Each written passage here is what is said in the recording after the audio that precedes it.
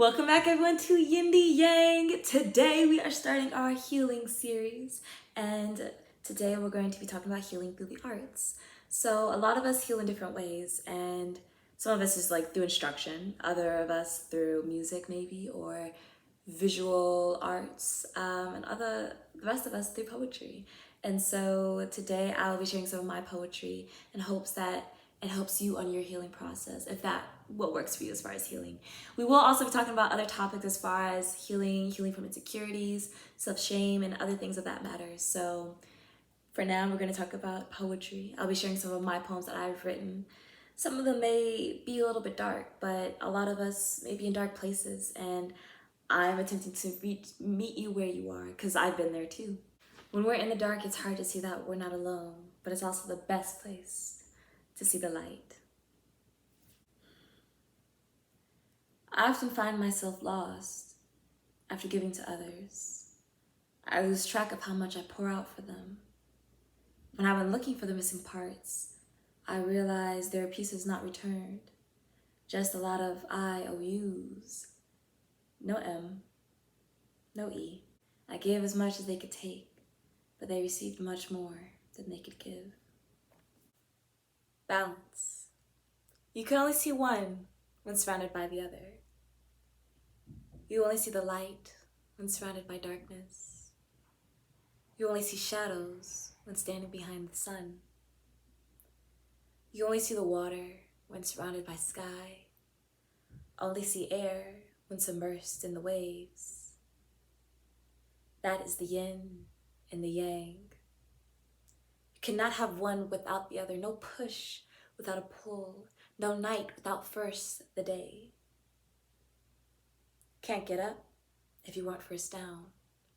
Won't go up without being planted in the ground. That is the Tao. Desert. It's funny how life persists in places you least expect it to. In the desert, life perseveres because it adapts.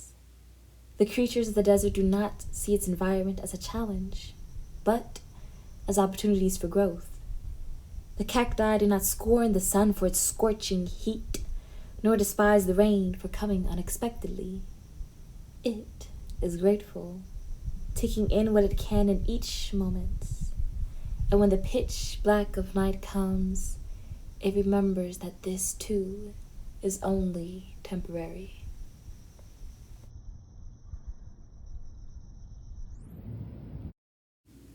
Did you know that plants defy gravity? Gravity! The force meant to hold everything down. The very thing that keeps the plant in the ground. The seedling reveals itself in the soil, surrounded by darkness and nutrients. The seedling doesn't focus on what it lacks, but on what it has. It does not allow the fear of the darkness keep it from reaching the light. The sapling has pushed through the dirt after being buried alive, only to face a much stronger foe, gravity. With the earth's constant pulling of the sapling down, it persists to grow. Not only does it sprout itself up, but carries along with it what it needs to flourish. The plant has these shoots inside them that enables them to elevate its nutrients from the soil. Again, against the odds, this now flower grew in adversity, which added to its intrinsic beauty. But don't be fooled. Those leaves didn't defeat gravity on its first reach toward the sun. It took a lot of trial and error, short lives and quick deaths, adaptations and evolutions, until the flower became what it is.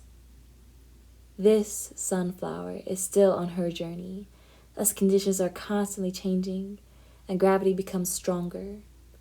But just as sure as the wind blows, the tide flows, and time goes, she will forever continue to grow, until her new form enables her to no longer be touched by gravity, and she elevates higher.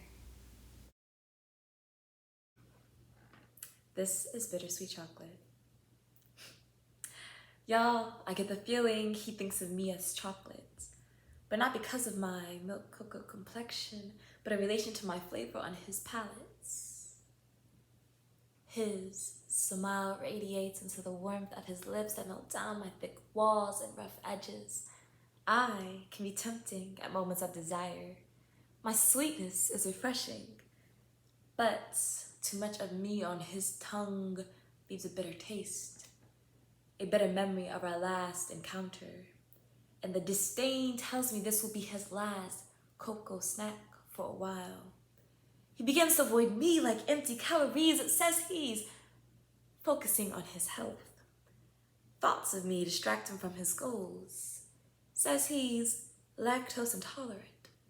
So I become vegan, shed off the fat that made me taste so sweet. But now each bite is just as bitter as the last. I am dark chocolate and have become bitterness to a man that expects too much sweetness and life, becoming frustrated with anything less. I am not bitter. I am dark chocolate, currently just 50% cocoa, but deciding to find the other half in me. Cloud dancer.